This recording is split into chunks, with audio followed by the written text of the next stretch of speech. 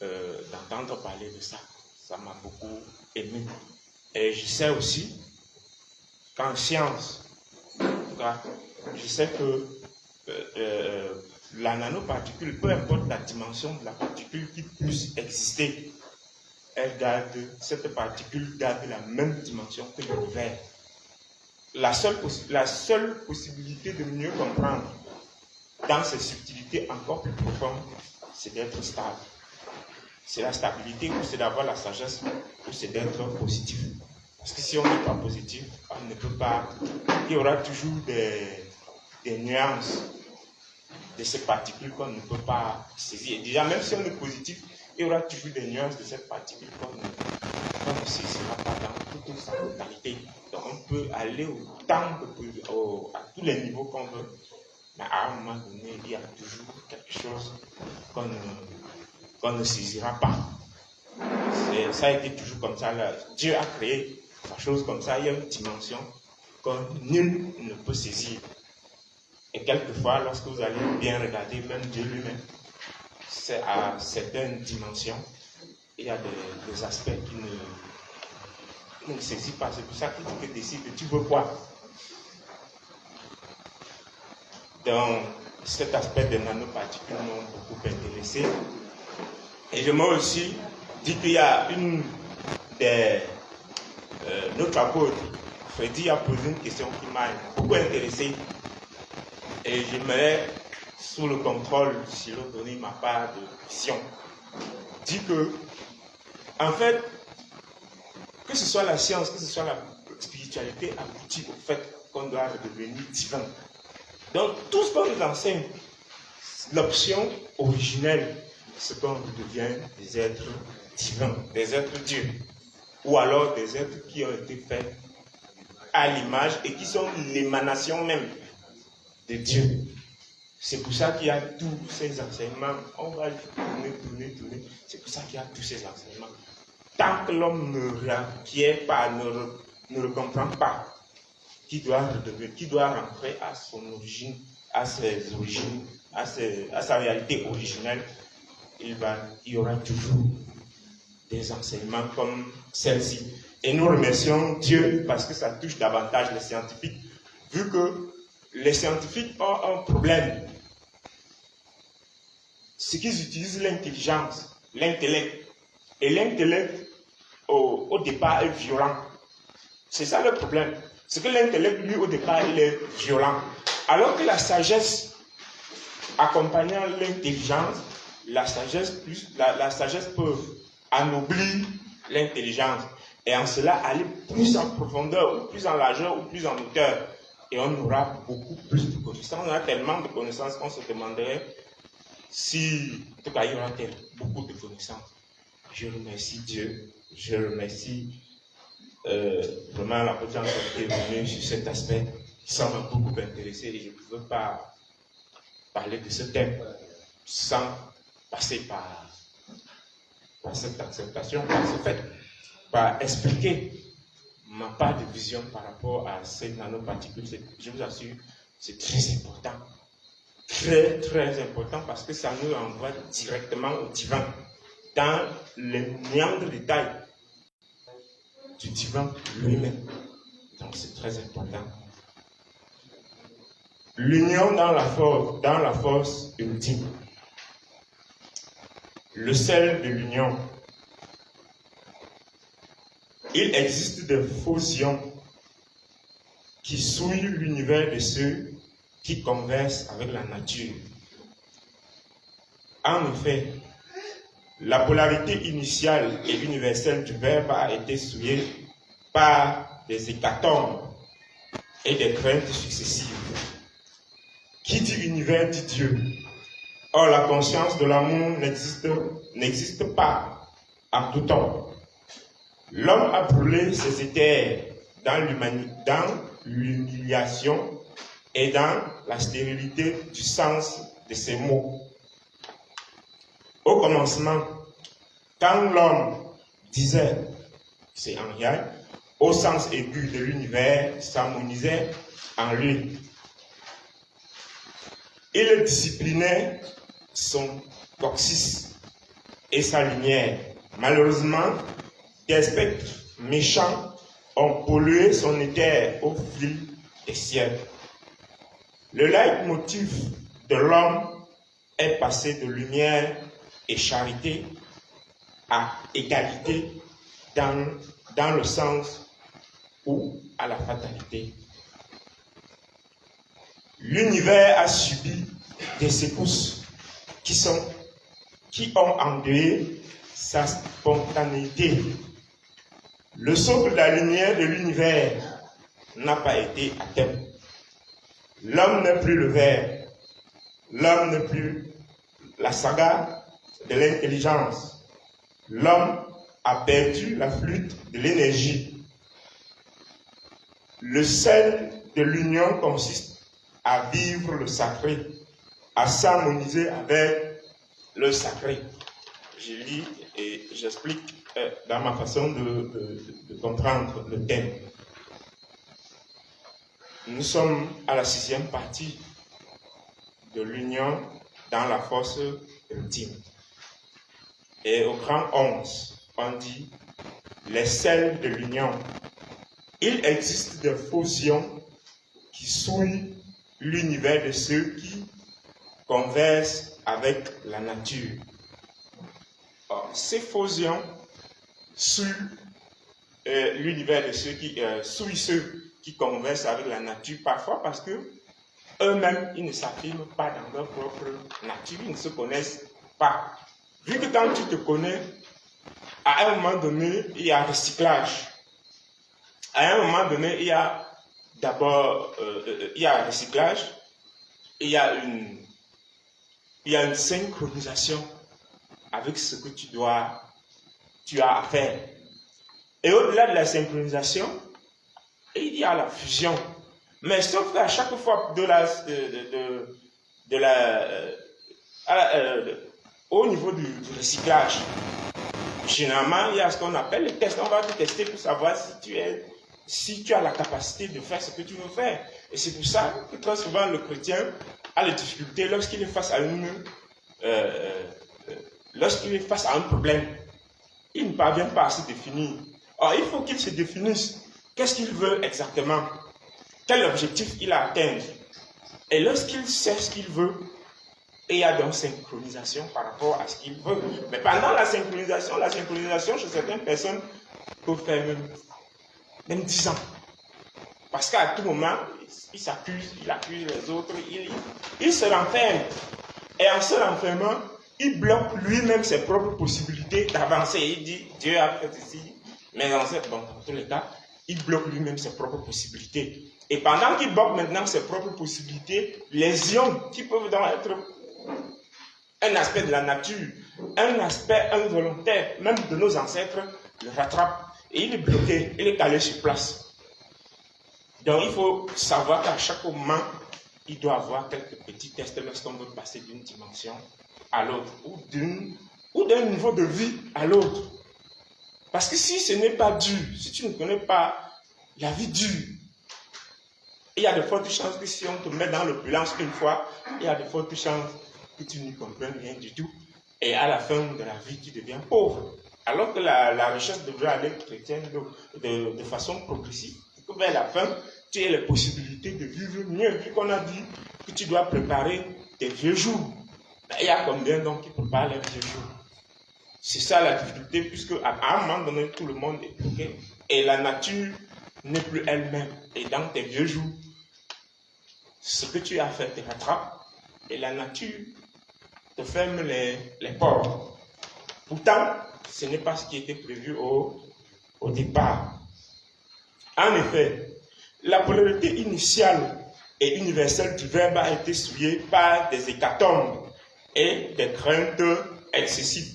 Dans cette partie, on nous renseigne, Dieu nous renseigne que la polarité universelle, la polarité initiale, ce qui était initialement prévu, et universel, parce que tout ce qui est à l'initial est essentiellement universel. C'est pour ça que vous avez senti à un moment donné que lorsqu'il parlait, il s'adressait à tout le monde.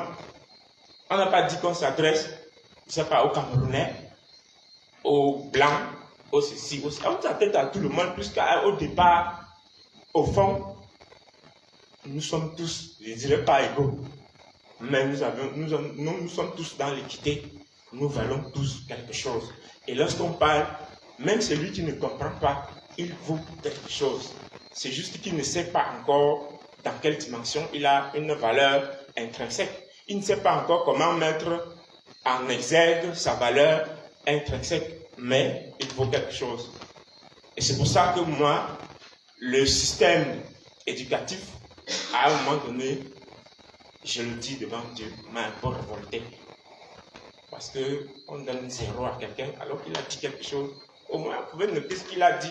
Il a même écrit au moins quelque chose. Donc, on ne devrait pas donner 0 à tous les coups. C'est ça qui m'a un peu révolté. Il a dit ce qu'il a dit dans sa façon de comprendre. Et dans sa façon de comprendre, on peut l'aider à mieux comprendre. Il n'y a pas de 0. On dit donc, le verbe a été souillé par des hécatombes. L'hécatombe renvoie ici au mort atroce. L'hécatombe renvoie ici au manquement, parfois qui fait à ce que l'homme débouche sur ce qui est abject. Et pendant ce fait de l'hécatombe, vu que nous sommes des prophètes, Dieu m'a donné à voir quelque chose qui m'a marqué. Et je vais le dire, nous, les prophètes, parfois, j'ai constaté un fait, on fait beaucoup de prophéties sur le Cameroun, sur l'Afrique. Mais sur les autres, les Blancs, les Occidentaux, là, parfois, on ne fait pas de prophéties. Bon, peut-être c'est parce que Dieu n'a pas montré. Mais Dieu m'a montré une chose.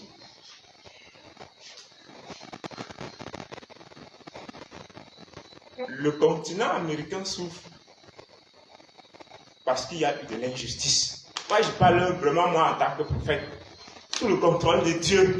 Il y a eu de l'injustice par rapport aux Indiens. Mais si les Américains veulent réussir, ils n'ont qu'à régler le problème qu'il y a eu avec les Indiens. Sinon, il y aura toujours de la violence dans leur territoire. Moi, je dis ce que Dieu m'a montré. Il y aura toujours de la violence dans leur territoire. Mais il y a un fait. Le fait est qu'ils ont refusé la notion de la liberté telle qu'elle devrait l'être. Ce que moi je peux dire sous le contrôle de Dieu, qu'ils fassent attention à la statue de la liberté, qu'ils regardent bien cette statue, qu'ils comprennent cette statue. Et certaines choses pourront s'arranger. Ils auront de bonnes ouvertures. Ils auront ce qu'ils recherchent véritablement, parce qu'ils recherchent quelque chose. Ça peut être la paix, ça peut être la prospérité, mais ils auront ce qu'ils leur recherchent. Ça rentre dans le cas de l'hécatombe et des craintes successives. Donc, à force d'avoir peur dans ce qu'on fait, peur tous les jours, le verbe perd de sa valeur, le verbe perd sa nature, le verbe perd sa force ou sa puissance. Qui dit univers dit Dieu. Or, la conscience de l'amour n'existe pas en tout temps. Donc, il y a des personnes qui ne connaissent pas l'amour. Pourtant, c'est ce qu'il faut avoir pour avancer. Donc, souhaitons tout simplement auprès de Dieu créateur que même ceux qui n'avaient pas d'amour puissent avoir un peu, ou même beaucoup. Parce que sans amour, s'il n'y a pas d'amour, il n'y a pas de foi. Et même la raison de vivre a tout est mal compris. Parce que quand la raison de vivre est mal compris, on arrive à certaines personnes qui se donnent la mort et qui donnent la mort aux autres. L'homme a brûlé ses éthers dans l'humiliation et dans la stérilité du sens de ces mots. Donc, à force d'être dans ce qui est inutile, je prends un concept que nous connaissons bien, le Congossa. À force d'être dans le Congossa qui ne t'apporte rien, tu brûles tes éthers. Et en brûlant tes éthers, tu rends stérile ton sens. Tu fais le Kongosa et le soir, tu bagarres avec monsieur à la maison parce que tu n'as pas préparé à temps. Tu fais le Kongosa et à un moment donné, la nuit te brûle. Tu fais le Kongosa, à un moment donné, tu te retrouves au bar et tu consommes tout ton salaire. Tu fais le Kongosa, autant de choses. Donc, il y a beaucoup faire le Kongosa est donc en réalité inutile si on n'a pas des objectifs. Parce qu'on peut parler entre nous pour tirer des conclusions. On peut parler entre nous, je prends par exemple ceux qui font des réunions, par exemple comme nous qui sommes dans cette salle, on enseigne, c'est pour tirer des conclusions, c'est pour grandir, c'est pour avancer, c'est pour être des êtres spirituels. Mais si on va venir causer et que ça ne aboutit à rien, ça va se passer comme dans certaines réunions où on se réunit, beaucoup de pays se réunissent et parlent et à la fin, on sort sans conclusion, alors que le sang est en train de se verser. Alors que le sang est en train de se verser. Au moins sur cela, un autre aspect que Dieu m'a montré, si je parle moins sous le contrôle de Dieu, si les Français, si les Allemands et les Anglais pouvaient s'entendre, beaucoup de choses pourront changer en Europe. Et ils se rendront compte que fuir la Russie n'est pas la bonne solution. Moi, je parle sur l'aspect du prophète des nations. Fuir la Russie n'est pas la bonne chose. Parce que c'est fuir leur âge de vie. Et quand tu fuis ton âge de vie, le jour où ça va chauffer, tu vas te rendre compte que tu as tout perdu. Je dis sous le contrôle de Dieu. Au commencement, quand l'homme disait au sens aigu de l'univers, le sens aigu de l'univers s'harmonisait en lui. Donc il y avait des paroles originelles sur la langue originelle, puisque le parler en langue est originel. Donc il y avait des mots que quand tu prononçais, ça t'harmonisait de façon aiguë, ça t'harmonisait avec l'univers. Et lorsque ça t'harmonise avec l'univers, tu te rends compte que l'univers a ses lois. Et tu ne peux faire que par rapport aux lois de l'univers. Et là, tu te disciplines toi-même. Vu qu'à tout coup, à tout le moment, lorsque tu vas violer les lois, comme on vient de dire tout à l'heure, lorsque tu vas violer les lois vont te rattraper. Ça sert donc à quoi de le violer si ça va te rattraper? Ça ne sert à rien. Donc, autant mieux faire avec. Et en faisant avec, on va se rendre compte qu'on peut donc avoir la vraie paix dans le monde entier. On peut avoir la paix, même chez les extraterrestres, puisque même eux aussi, est-ce que ça leur laisse? Même eux aussi, ils cherchent quelque chose. Et ils veulent atteindre toujours Dieu. Mais est-ce que c'est en venant se nourrir quelquefois sur nous, les hommes sur terre, qui vont donc atteindre Dieu? Je douterais très fort. Vu que chacun a sa nature, eux aussi, ils peuvent accepter leur nature, leur lumière et autres. Et au lieu de chercher à nous contrôler à tous les coups, ils retrouvent leur nature, ils retrouvent leur lumière. Nous aussi, hommes, nous retrouvons notre nature, nous retrouvons notre lumière. Et on avance tranquillement et joyeusement avec Dieu. Il discipline son coccyx. Pourquoi le coccyx? C'est le plus difficile, mais c'est aussi là où est située la flamme. Liée d'abord à nos ancêtres. À qui nous sommes lorsque nous sommes venus, en tout cas, sur terre. Le coccyx est lié à la dimension spirituelle, à la dimension ADN, flamme ou étincelle que tes ancêtres t'ont donné. Et sa lumière Malheureusement, on dit, il disciplinait son coccyx. Dans disciplinant le coccyx, on a donc la lumière. Malheureusement, des spectres méchants ont pollué son éther au fil des temps.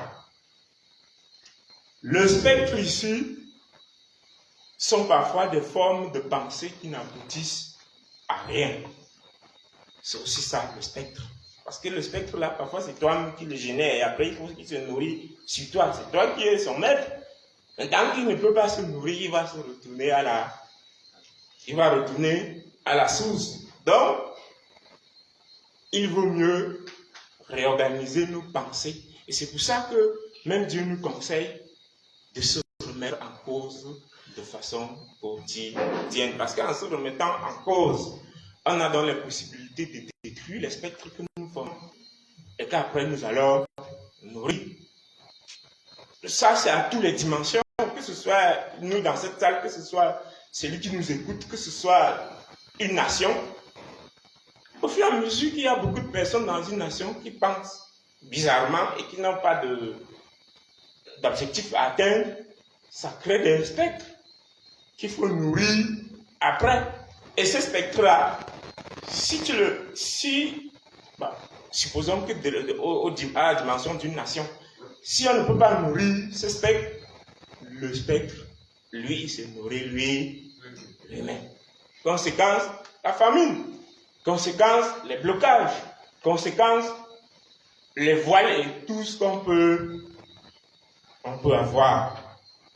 Et ça, si on veut aller au fil des siècles, on a beaucoup à faire. Seulement, Dieu nous aime beaucoup. Et il est avec nous et il nous aide à mieux comprendre ces choses. Parce que si on doit dire des siècles, ce qu'on va finir par trouver dans ces spectres-là, des mauvais, c'est le spectre, c'est la lumière, c'est une quelconque lumière, non? On retrouve quelque chose dedans et on se contente, alors que nous, on tend davantage vers la fausseté. Et du coup, attendant vers la fausseté, quelqu'un émet une pensée, une autre personne saisit, il tourne la pensée dans tout son sens, sans avoir la dimension spirituelle, la dimension de l'esprit, de la pensée du départ. Or, c'est lorsqu'on a la dimension de la pensée du départ, de l'esprit qui a dégagé, ou de l'énergie qui a dégagé, ou des particules qui ont formé la pensée du départ, qu'on peut aller en profondeur, tirer des bonnes conclusions, être positif et avancer réellement. Mais si on n'a pas, et pour moi, c'est ça la problématique de la Bible. Beaucoup de gens lisent la Bible, mais ils n'y comprennent rien. Or, ils auraient pu, comme l'apôtre Jean doit le dire souvent, définir leur Bible. Et en définissant leur Bible, ils devraient donc se rendre compte que c'est le Créateur qui a inspiré la Bible. Et pour mieux comprendre la Bible, il faut déjà être avec le Créateur. Tant qu'on n'a pas le Saint-Esprit, on ne peut pas comprendre la réalité profonde, ou les réalités intrinsèques, ou la réalité originelle de la Bible. Dans ce cas, si certaines personnes ont dit que ce sont les initiés, peut-être ils avaient raison. Mais il faut qu'on aide tout le monde à grandir spirituellement et à lire la Bible pour comprendre. Ce n'est pas seulement la Bible, mais tous les livres saints ont subi plus ou moins les mêmes conséquences. Parce qu'on lit et on ne comprend pas. Un saint écrit la Bible, tu es pas saint, tu vas lire, tu vas comprendre quoi, et tu vas interpréter à ta dimension, à ta façon, tu vas tirer tes propres conséquences et tu risques d'aboutir sur le néant parce que tu n'étais pas dans la même dimension que lui. Le leitmotiv de l'homme est passé de lumière et charité à l'égalité dans le sens où à la fatalité. Je remercie davantage Dieu parce qu'ici, enfin, il démontre en fait, c'est qu'il n'y a pas d'égalité. L'égalité n'existe pas. Nous ne serons jamais égaux. Nulle part, il y a d'égalité. On n'en trouvera jamais, même si en mathématiques, et c'est ça qui fait souvent le problème avec les scientifiques. Parce qu'à chaque fois, ils veulent trouver l'égalité. Mais ils ne trouveront jamais, au lieu de se contenter donc du rythme, et à partir du rythme, laisser les chiffres parler à eux et trouver donc des compromis, ou en tout cas, pas des compromis, mais trouver l'équité ou des possibilités pour avancer. Tous les jours, il faut l'égalité, tel est égal, tel autre est égal. Et on va faire ça, et on va donc créer des cloisons dans le sens de la compréhension, dans le sens de la pensée, dans le sens même de l'épanouissement. On crée des cloisons et après ça nous retombe dessus. Ça c'est un problème. C'est ça qui fait même la fatalité. Il faut donc que l'homme, parce que lorsqu'on est dans la lumière et qu'on est dans la charité, je ne donnerai jamais à Paul de la même façon que je donne à Pierre. C'est impossible. Même si je donnerais la même somme, mais au niveau des émotions, et là où est et c'est ce qui est la plus important, au niveau des émotions, c'est pas la même chose. Or, s'il faut regarder où j'ai donné, c'est au niveau des émotions, c'est pas au niveau de ce que j'ai donné. Quelle est l'émotion qui m'anime lorsque je donne à Paul ou à Pierre? C'est ça qui est le plus important, vu que c'est ce que Jésus-Christ a constaté à la femme qui a donné sa petite pièce. Les autres ont donné dans l'extravagance, mais elle a donné dans la pleine émotion. Elle était rassurée, elle était contente de donner ce qu'elle avait parce que c'est tout ce qu'elle avait. Donc c'est son émotion qui était plus viable, qui est donc plus positive. Donc sachant que s'il faut y donner, en tout cas s'il faut faire n'importe quoi, regardons nos émotions. Qu'est-ce qui accompagne ce que nous sommes en train de faire? Là, on ne va pas aboutir au sens de la fatalité. Je lui donne et ça n'a rien produit. Non, ça veut dire qu'il est faux. C'est un faux homme de Dieu. Comme je lui ai donné et ça n'a rien produit là, c'est un faux homme. Et tu as donné comment? Tu as donné dans quel état d'âme? Quelle était ton émotion spécifique lorsque tu donnais? Et c'est pour ça que Dieu nous dit, donnez donc avec joie. Puisque la joie canalise mieux l'amour. La joie canalise mieux la sincérité, la sympathie. Canalise mieux l'option de l'ouverture. C'est pour ça que Dieu nous dit donc, donnez avec joie. Quoi qu'on donne. Bon, l'univers a subi des secousses qui ont endeuillé sa spontanéité.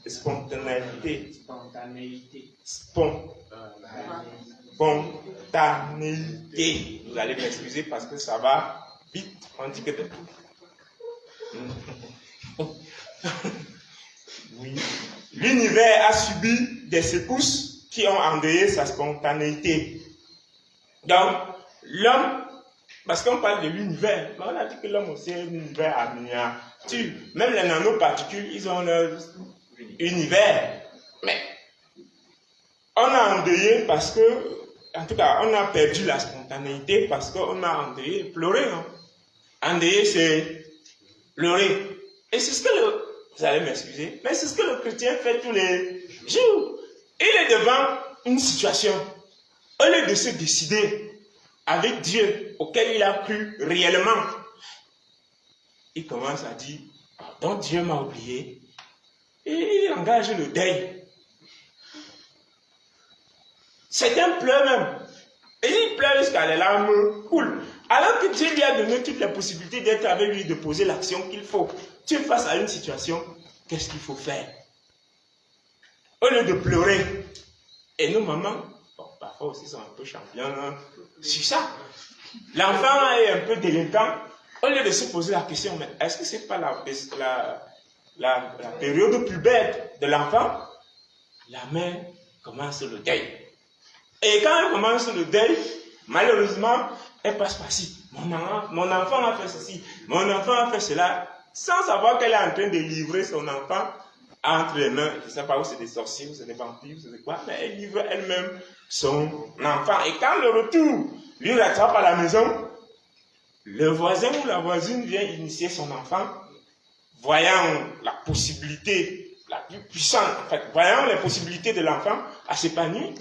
Quand on vient l'initier, je ne dirais pas qu'il faut s'en prendre en soi-même, mais il faut aussi savoir que quelquefois, il faut être en même de gérer le problème, nos problèmes dans nos maisons. Et c'est ce que nos ancêtres faisaient. Pardon. Même Jésus-Christ l'a dit. Rentre-toi, enferme-toi et prie ton Dieu. Prier ton Dieu, c'est d'avoir la solution, l'action qu'il faut. Parce que Dieu est en action, Dieu est en lumière, Dieu est en énergie, Dieu est en vitalité. Si tu te remets réellement en cause par rapport à un problème, même avant de venir voir l'apôtre, il t'aura donné un début de solution. Et l'apôtre doit t'accompagner dans ton début de solution. Et il y aura la joie à la fin. Mais si tu viens tous les coups, tu pleures, tous les coups, ou tu pleures ou tu es nerveux. Parce qu'il y a la notion des ions qui sont un peu des ions qui ont souillé l'univers. Ou tu es colérique, ou tu pleures, tu as abouti au même résultat. Donc, 10 ans, tu es là et ça ne donne rien. C'est une manière simplement de parler. Nous devions donc à tout moment rechercher la façon de poser, de mieux poser l'action, de mieux faire ce que nous avons à faire. Et là, notre nature, on sera joyeux, on sera amour, en tout cas on sera joyeux, on aura la paix, on aura la quiétude, et notre nature doit s'éveiller avec beaucoup d'autres prières, avec beaucoup l'accompagnement du guide spirituel, parce que on est quelqu'un derrière quelqu'un. Il y a des informations qu'on n'a pas sur nous-mêmes, c'est autre qui doit nous donner cette information. Le socle de la lumière de l'univers n'a pas été atteint. N'a pas été atteint. Oui, le socle de la lumière de l'univers n'a pas été atteint. Le 9e, hein? D'accord. Le 9e socle de la lumière n'a pas été atteint. Le 9e socle, le socle du commandement, le socle de l'union dans le commandement, parce que à partir du 9e socle, bon, dans tous les cas, le 9e socle, disons comme ça, le 9e socle de la lumière de l'univers n'a pas été atteint. Ou le socle de la lumière, ou le socle de la lumière de l'univers n'a pas été les autres. Et que lui aussi, il écoute les autres dans ce qu'il est en train de faire. C'est ça, je crois que c'est le 9e socle de lumière dans l'incertitude qui dit cela. L'homme n'a plus le verbe. L'homme n'a plus le verbe, pourquoi? Parce qu'il a perdu sa vitalité. L'homme n'a plus de verbe parce qu'il a perdu sa vitalité. Or, le verbe ne vit que parce qu'il y a l'aptitude à l'exprimer, puisque le verbe a sa nature. Et il faut que pour que tu exprimes le verbe, il faut que de la nature de ton verbe et de ta propre nature qu'il y ait fusion. Or, si tu te plains, à un moment donné, il ne peut pas avoir fusion. C'est étant dans l'action et dans l'observation que tu as le sens qu'il y a fusion de la nature de ton verbe tel que Dieu l'a voulu, et de toi-même qui est en train d'exprimer ce verbe. Il faut qu'il y ait fusion pour que l'expression use sa réalité dans la réalité voulue de Dieu. L'homme n'est plus la saga de l'intelligence. Donc l'homme n'exprime plus la diversité de l'intelligence. Parce qu'étant dans la crainte, il se retrouve devant des spectres négatifs qui vont donc l'amener à créer ce qui n'est pas, qui vont lui faire peur.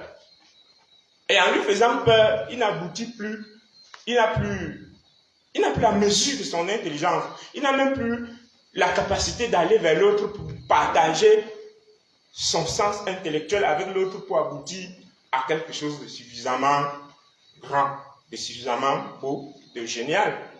S'il fallait dire ainsi. Mais l'homme a perdu la fluide de l'énergie. Donc il ne se comprend plus. Et le chuchotement qu'il devrait avoir en lui, ou l'écho qu'il devrait avoir en lui et l'éveiller, et qu'à partir de cet écho, il mette en exergue l'énergie qu'il a reçue. Ça peut être des cieux, ça peut être du monde conventionnel. Il ne l'a plus. Et là, il se coupe naturellement, il se coupe de Dieu en faisant cela. Il faut donc que nous sachions qu'à tout moment, on doit s'écouter et on doit apprendre à aller vers l'écoute qu'on a, si tant est qu'on est réellement avec Dieu. Je dis si tant est qu'on est réellement avec Dieu, on doit apprendre donc à s'écouter et aller vers ce que notre écoute nous renseigne, ce que notre écho nous renseigne, parce que Jésus-Christ en nous peut être un écho. Jésus-Christ est la vie en nous. Mais si tu ne veux pas écouter Jésus-Christ qui est la vie en toi, tu vas donc vivre comment? Ou le Saint-Esprit qui est la vie en toi, puisque tout à l'heure le Père parlait des nanoparticules qui peuvent aller dans le sens de Jésus-Christ, du Saint-Esprit, de Dieu, de la Vierge Marie, du sabbat céleste, ou de toute autre possibilité de la nature qui puisse te donner. Or, parfois, on est face à un problème et on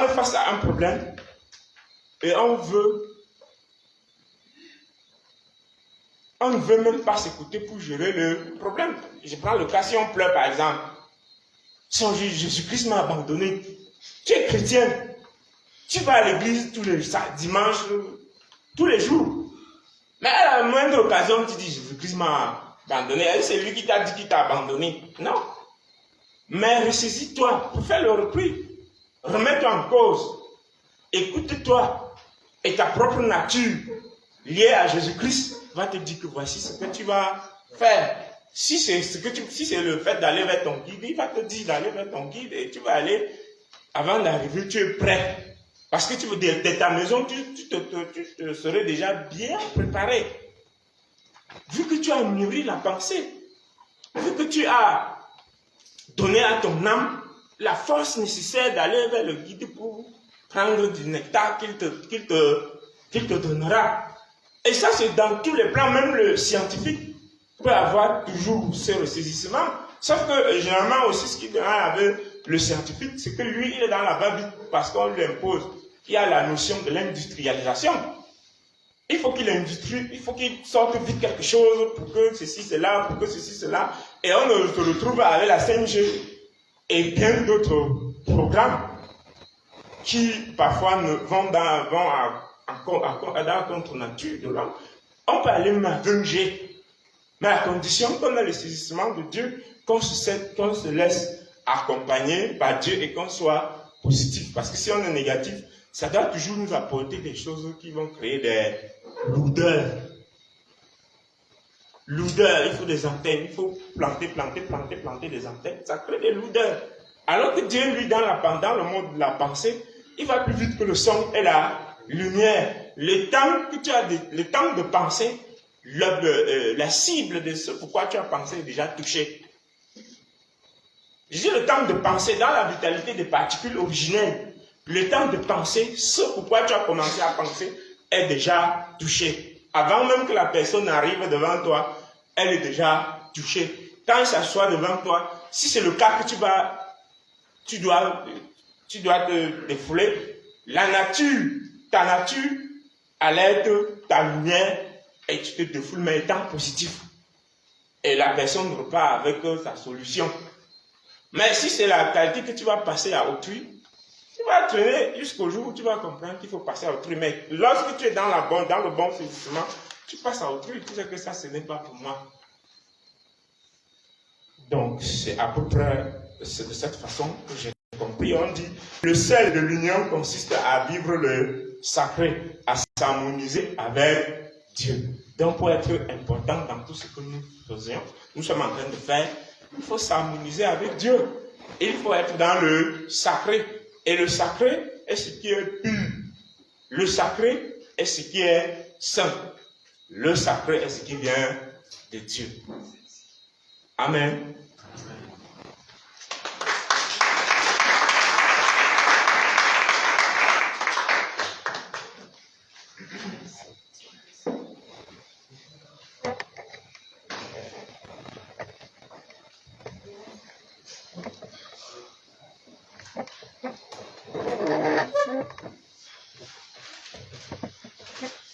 silo.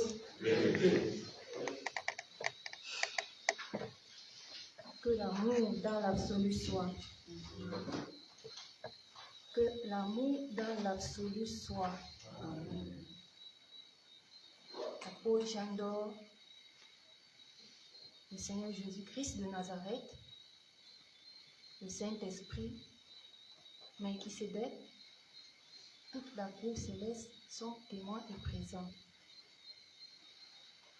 La lumière du Saint-Esprit rappelle ici et maintenant que plusieurs foyers, plusieurs couples dont les enfants sont en désharmonie et dont les parents ne maîtrisent plus comment diriger leur enfant, la lumière du Saint-Esprit ici rappelle encore qu'elle prend le contrôle à partir de ce soir et donne à chaque parent la capacité, l'intelligence, la sagesse de diriger leur enfant. Le Seigneur Jésus-Christ vous rappelle encore ici et maintenant que ce n'est pas la cour du roi Péto. Sortez de votre lourdeur. Ressaisissez-vous. Remettez-vous véritablement au travail. Ici et maintenant, il fait savoir qu'il y a des femmes enceintes dont le cordon ombilical est noué au cou des enfants. Mais il prend contrôle de cela ici et maintenant. Quel que soit le lieu où ces femmes se trouvent dans l'univers, elles sont touchées ici et maintenant. Et il touche à l'immédiat cette dame que l'on me présente, qui a passé toute cette nuit à se lamenter des lourdeurs justement, des courbatures. Elle se posait la question de savoir si elle va arriver au terme de sa grossesse. Elle est à 6 mois de grossesse précisément. Le Seigneur Jésus-Christ, ici et maintenant, aspire le mauvais fluide qui avait été impacté par cette mauvaise fée dans ses entrailles. Le Seigneur Jésus-Christ encore donne à la marraine du silo la capacité de créer des nouveaux modèles. Le Seigneur Jésus-Christ encore aspire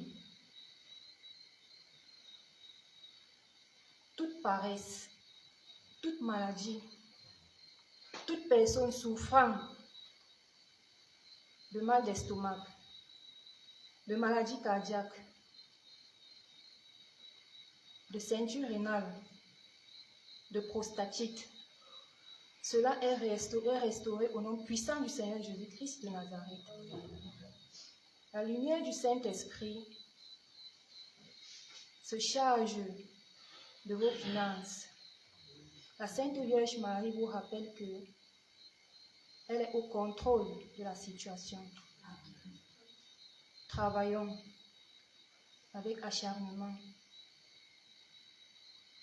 La moisson est abondante. Les ouvriers sont vraiment peu nombreux, nous rappelle le Seigneur Jésus-Christ.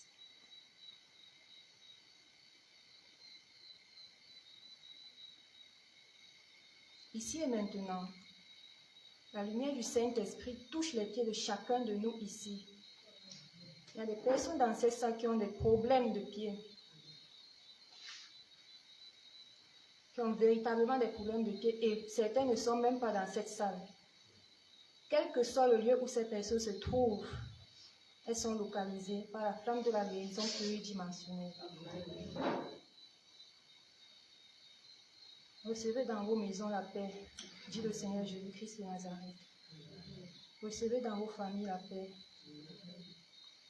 Quelles que soient les projections négatives qui sont en perspective pour le mariage de Guitifeu, cela n'aura point lieu. Ça n'arrivera pas. Au nom puissant du Seigneur Jésus-Christ de Nazareth, par anticipation, les multiples divulgateurs, l'apôtre Jean d'Or sont au contrôle de ce mariage. Et Guitifeu lui-même sera impressionné de la réalisation de ce mariage.